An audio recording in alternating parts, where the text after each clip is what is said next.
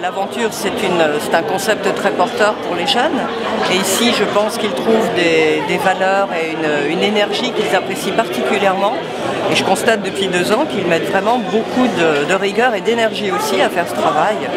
Ils ont besoin d'être en contact avec la réalité de la profession, la réalité du terrain. Je crois qu'ils sont très fiers et très contents de rencontrer de vrais aventuriers. Non, à part une traversée de la Bretagne bretonnante en roulotte, il y a très longtemps, je n'ai pas eu d'aventure aussi spectaculaire que celle que j'ai vue. Elle a dit j'aurais adoré, mais bon, dans une autre vie. C'était une envie de rencontrer les Bretons. D'ailleurs, c'était pas forcément au niveau humain une expérience très très porteuse, mais pour l'aventure personnelle, oui, parce que j'étais jeune et je n'avais jamais approché de près un cheval. Donc là, il a fallu apprendre à traiter un cheval, à soigner un cheval, à savoir où poser la roulotte, à vivre dans une roulotte.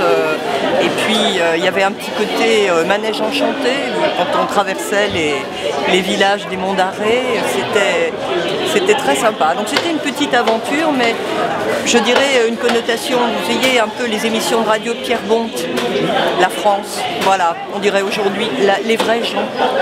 Pour en revenir tout simplement à ces films et à leur contenu, je pense qu'ils ont une réelle valeur d'exemple et de pédagogie, et je reste persuadée que c'est une bonne façon de sensibiliser tout le monde déjà à la beauté de la nature. Bon, ça c'est impensif, mais encore faut-il le rappeler, parce que nous sommes beaucoup entourés d'urbains nomades, certes, mais d'urbains. Et je pense que une des vertus de ce festival, c'est de mettre en image et dans la réalité des spectateurs de vraies valeurs de courage qui semblent sorties des bouquins, mais pas du tout, parce qu'elles sont vraiment dans la réalité, un désir et un hommage qu'on rend à la nature. Et je crois que les jeunes et les moins jeunes, parce qu'il y a un public très intergénérationnel, et c'est ça qui est intéressant, restent persuadés que cet hommage-là mérite qu'on donne suite. Alors après, par des engagements personnels et autres. À mon petit niveau, bon, je prends des engagements personnels, mais bon, ça, plus ça, plus ça, plus ça, on ira peut-être par faire un mouvement qui aura un impact sur nos politiques si éloignées du terrain. Et les enfants, nous avons vraiment le devoir de les élever dans ce respect de la nature, dans ce retour aux sources. Mais je crois que cette idée de retour aux sources et de respect de la nature n'est pas éloignée des désirs fondamentaux de l'individu hyper moderne, anxieux, dans cette société urbaine et de technologie. Donc oui, effectivement, il me paraît nécessaire d'élever les enfants dans l'idée du soin et du respect.